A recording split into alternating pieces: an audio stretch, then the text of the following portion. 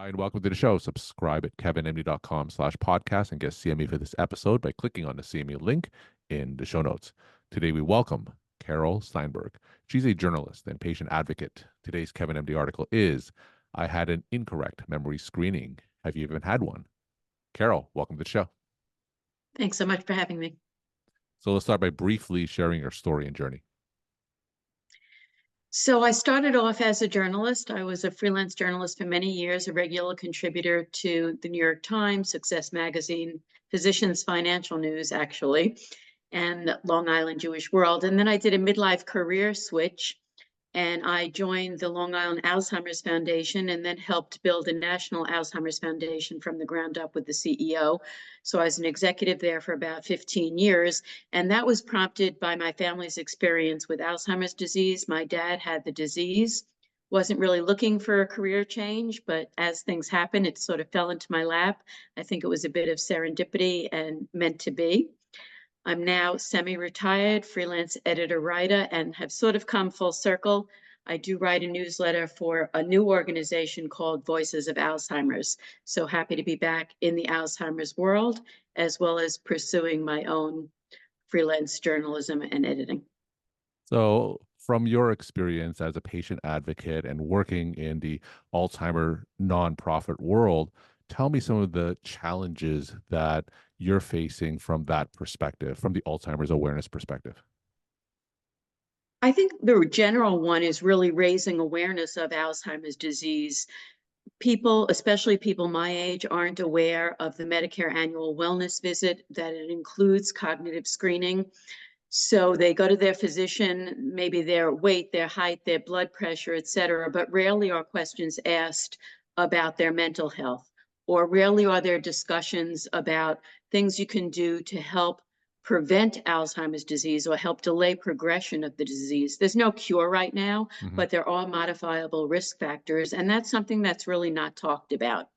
In my own experience, when I went for my Medicare annual wellness visit, I'm lucky that I have a very astute primary care physician who has included cognitive screening in the Medicare wellness visit. But it happened that when I had my wellness visit recently, it was done incorrectly. And as I said in the article, I'm one of the fortunate ones who knew it was done incorrectly because of my years in the Alzheimer's world. In fact, when I was with the Alzheimer's Foundation of America, we initiated National Memory Screening Day. I got millions of dollars in grants to promote that. So I was well aware. And I kept thinking, what about all the people who aren't aware that they're entitled to this memory screening? And they're really losing out. All right. So, like you mentioned, you talk more about that in your Kevin MD article. I had an incorrect memory screening. Have you ever had one? I'm an internal medicine primary care physician myself, so I'm certainly familiar with the Medicare annual well visit exams, as a lot of my listeners are. So, tell me about your experience with your well visit exam. What kind of cognitive screening did you experience, and how did you know that it was incorrect? So it was the typical cognitive screening, in effect, the Mini-Cog or mini-mental, just a series of questions and tasks asking me to draw a clock, asking me three words, and then to repeat them. How I found it was incorrect was the clinician who was, it wasn't the PCP, it was her assistant. And she told me the three words and asked me to repeat them immediately, but Mm. never came full circle back to ask me again what were the three words, which is incorrect. And I mentioned that to my PCP. She was mortified. She said, obviously, we need more training. The ironic part was that someone was shadowing the assistant that day, so they didn't do it correctly either. My son-in-law happens to be a physician as well. He's finishing his fellowship in surgery. And I asked him what his training was in Alzheimer's disease when he was in medical school. And he basically read back to me the Mini-Cog. In fact, every now and then he'll ask me to count back from 107s, which is a typical part of the exam. Thankfully, I can still do it. But I asked my peers, some of whom are my age, if when they've had a Medicare annual wellness visit, if they've ever had a cognitive screen, and none of them did. And I was actually very surprised by that. So clearly, clinicians, either because of lack of time or lack of training, or their assistants, in many cases, aren't following through. And people who are entitled to a Medicare annual wellness visit aren't aware that they should be asking for it. So your experience sounds very similar to mine. We ask patients to draw a clock and remember three words and then circle back and ask them a period later. So just to be clear, so rather than asking them to recall right away, what's a typical time frame before we have to circle back to that question again? I honestly am not sure of the answer, but I do know that it's supposed to be some time so Yeah. that your thoughts are elsewhere. So it's not immediate, right? Correct. But when you talk to your peers or your colleagues in the Alzheimer's community, not even that was done in a lot of cases. Is that correct? It wasn't done, and in fact, as I mentioned in the article, I had interviewed a nurse practitioner who had been giving, these exams to her clients, and when she was diagnosed with Alzheimer's disease herself, when she went for the screening, the test was done incorrectly for her as well. So there are issues out there. We know that physicians need more training in cognitive screening, in talking about dementia. Often doctors don't want to raise the issue. Patients themselves don't want to talk about it because it is scary. Mhm. But the sooner you talk about it, the more you can do about it. So let's talk about that next step. So let's say something does come up in one of those screenings for the annual well visit exams. Talk about why it's so important to screen early for potential Alzheimer's and talk about some of the things that we can do to perhaps slow the onset. One of the reasons it's important to know if you have Alzheimer's disease early on is that one, you can plan for the future, advanced care planning, etc. Two, you might want to make some changes in your life to really live life to the fullest now. Perhaps you want to look at your work situation or do more traveling now, things like that. In addition, there are now new drug treatments like Leqembi that may help slow the progression of the disease if you're in the early stages, mild cognitive impairment or early stage Alzheimer's disease. Years ago, there really was nothing that could be done, but for eligible candidates, Leqembi may be worth trying to help see if you can slow the progression of the disease. It's also important to know because there are things you can do to modify your lifestyle to help improve your brain health. Things like exercise, following a Mediterranean diet, restraining from alcohol, brain stimulation, games like Wordle, crossword puzzle, things like that.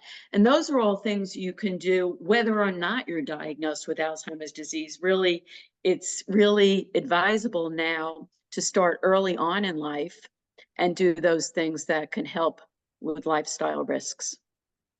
And just to be clear for those patients who may be listening to you and may not know the difference between a regular physical and a Medicare well visit exam, what are they entitled to? What should the clinician do in order to screen for Alzheimer's during a Medicare well visit exam?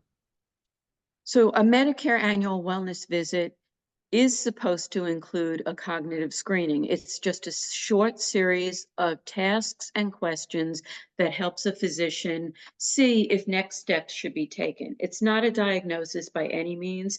It's really saying, Carol, I think you should go see a neurologist now. Mhm. Let's see if something else is going on. Let's see if you need an MRI, if you need a PET scan, or is it a reversible condition that perhaps needs other types of treatment? And in case that doesn't happen, what are you advocating patients to do if that aspect of the exam is overlooked?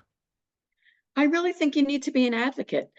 I mean, I have a very good relationship with my PCP. I respect her immensely.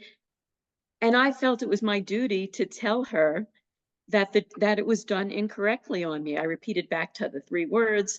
As I said, she was mortified about it, but I'm sure that helped her to go back and say something to her staff. You really need to be an advocate in this day and age. I think that's always been the case, but perhaps because physicians are more limited in time, they are so overloaded in their schedules, you need to speak up for yourself and really encourage a physician to do what you're entitled to. Now, let's talk about the next steps. I think one of the things that you mentioned in your article is just in general a shortage of neurologists and geriatricians on the diagnosis and treatment of Alzheimer's, especially underserved areas. So talk about that issue in general and what are some ways it could be addressed. So it's very well known that there's a shortage of neurologists nationwide. The American Neurology Association called the shortage a grave threat to Mhm. society. I believe there's 20 states or so that are considered dementia neurology deserts. And I hear from my interviews with a lot of people with Alzheimer's disease or going to explore if they have Alzheimer's disease that they often have to wait 1 year, 2 years for an appointment, long wait times, have to travel as much as 150 miles to even get to see a neurologist. So, what could be done? One, we need more neurologists. So, hopefully, more people in medical school consider that as a career choice. Telemedicine is on the rise, so that may help alleviate some of the wait times for people with the disease, although my understanding is telemedicine is really taking off more in urban areas than Mhm. rural areas, which was not the intent. And as well, it's more training that we need for PCPs to help them be the first step, really, so that a lot of the testing can be done in a PCP's office. So that alleviates some of the time that needs to be spent at a neurologist. One of the things that you mentioned earlier was the stigma and fear that may be associated with Alzheimer's and other forms of dementia, and they may prevent patients from maybe seeking out a diagnosis or prevent PCPs from pursuing screening. So, how can that stigma and fear of that potential unknown, how can that be alleviated?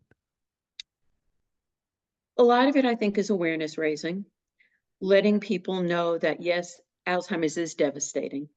I mean, it's horrific. There is no cure. My own family experience, I saw what happened to my dad, and it was terrible. I saw the burden it took out of my mother, who was a heroic caregiver. So it is frightening, and I get that. I'm frightened myself of the possibility. But if we hear people's stories, that might be able to reduce the stigma. When I interview people, I hear about people who are really living life to the fullest, enjoying life, doing the most they can, who are taking steps, running marathons, adjusting their diets, listening to music, participating in the creative arts, doing some things to make living in the moment perhaps a little better. And I think the other thing we could do is really sort of take the fear out of the patient's part and the physician's part of talking about the disease. Physicians are reluctant to raise the issue. I believe at one point they were really reluctant because there was not much that could be done. But there are some new treatments now, and there is growing evidence that there are lifestyle changes that may help slow the progression of the disease. And on patients' parts, it's really, as I said, being an advocate and saying, where is my cognitive screen? Why aren't you doing that? I want to talk about some concerns I have. So talk about some resources that both physicians and patients can go to educate themselves about Alzheimer's and perhaps help in alleviating that stigma. There's a lot of information on federal government sites. There's information on the Centers for Medicare and Medicaid Services about what you're entitled to. And there are many advocacy organizations in local communities, nationally. As I said, I write for Voices of Alzheimer's Disease, which is really trying to share the voices of people with the disease and put more a positive spin and perhaps alleviate some of the stigma of the disease. You talked earlier about how people who may have an early diagnosis of Alzheimer's or dementia, they're living full lives and going through all the hobbies that you talked about. I know I'm putting you on the spot, but do you have one specific story or case that you could share that can really bring that concept to life? Well, I recently interviewed two men, both of whom have Alzheimer's disease, younger onset Alzheimer's disease. They're younger than 65, which is something else a lot of people don't know about. They think it's a disease only affecting people in the later years, and there are people under 65 who are diagnosed as well. And these two men were really intent on participating in the Ironman, the triathlon of biking, running, and swimming. And both of them trained for it, both of them completed it, which to me is just amazing. It's let alone do it without Alzheimer's disease, but to know that you have Alzheimer's disease and that you could meet this kind of challenge of that perseverance is fantastic. We know of people as well who are really starting to pick up the creative arts. Rebecca Chop just wrote a book, Still Me, and she has taken up painting in her later years with Alzheimer's disease, and that seems to be helping her. So there are things that could be done. We're talking to Carol Steinberg. She's a journalist and patient advocate. Today's Kevin MD article is I had an incorrect memory screening. Have you even had one? Carol will end with some of your take home messages that you want to leave with the Kevin MD audience. I think there's two. One is for clinicians that they should be really talking about cognitive issues, whether the patient raises it or not, or at least talk about brain health, even if they don't detect any kind of cognitive impairment. Let people know, no matter what age, that they should be exercising, following a Mediterranean diet, etc.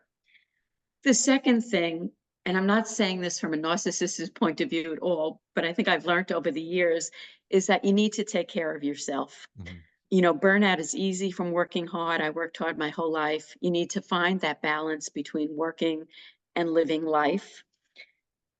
And I'm going to offer a third one. For people with Alzheimer's disease and their families, look for the moments. I remember with my dad who had Alzheimer's disease, and at the time, I wasn't in this world, and I have a lot of regrets because I really didn't know how we should be dealing with his Alzheimer's disease. My kids and I were talking to him once about we were talking about family history. They were filling out a book about their family roots. My father was in the background. We never thought to include him in the conversation. And we asked my mom, who's my father's parents, where did they live? Waiting for my mom. And then all of a sudden, my dad chimes in. So there are those moments of lucidity, and you should look for them and you should cherish them. Carol, thank you so much for sharing your perspective and insight. And thanks again for coming on the show. Thank you so much.